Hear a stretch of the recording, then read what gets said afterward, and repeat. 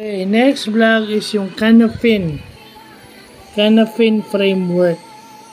So, ito ay nagka-categorize ng problems and causes and allows you to respond accordingly. So, yung unang-una sa lahat is yung obvious context.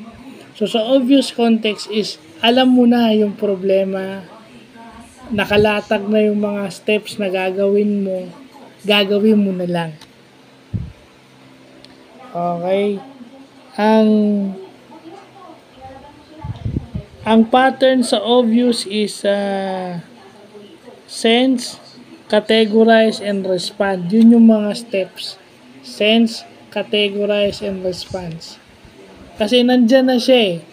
Cause and effect. Evident na yung cause, evident na yung effect, evident na yung solution. Yun yung obvious context. Yung complicated naman, minsan, ang mga problema at sitwasyon ay napaka-complicated.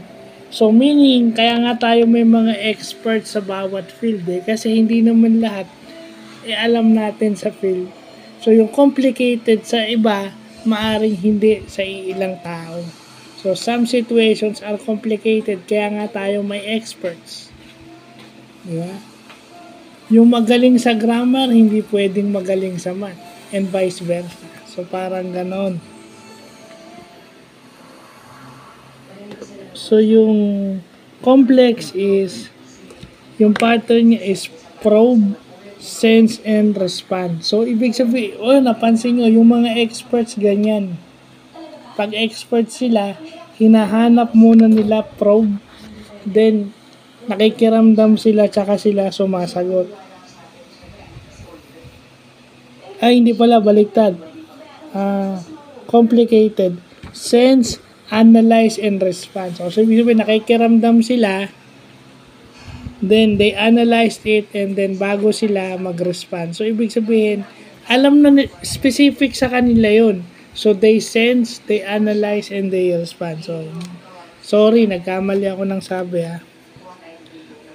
Complicated, next is complex. So, yung complex naman, napakahirap, napakadami. So, nakaka-identify ka ng isang posibleng solution. Or minsan, dahil complex yung problem, ang solution mo is nag-iisa na lang. Pag complex yung situation, minsan isa lang ang solution. So, sa complex, yun yung sinabi ko kanina, probe, sense, and respond. So, ibig sabihin, kasi isa na lang yung solusyon eh. So, you work around that situation. You probe, and then nakikiramdam ka, and then you respond. Kasi isa na lang yun eh. Wala ka nang i-analyze eh. Yun na lang. So, you work within that. So, yun yung complex. And then, yung chaotic naman, yung chaotic, yun yung paano ka mag-respond sa crisis and mag-manage ng emergency. So, sa chaotic is act, sense, and respond. So, sa chaotic, halimbawa nagka-problema, paano ka magre-response? Nagka-emergency, paano ka magre-response? So, yun yung Canafin framework sa project management. So, yan. Butit nalaman natin yung Canafin na yan. Yung apat na yon inilalagay sa ganon.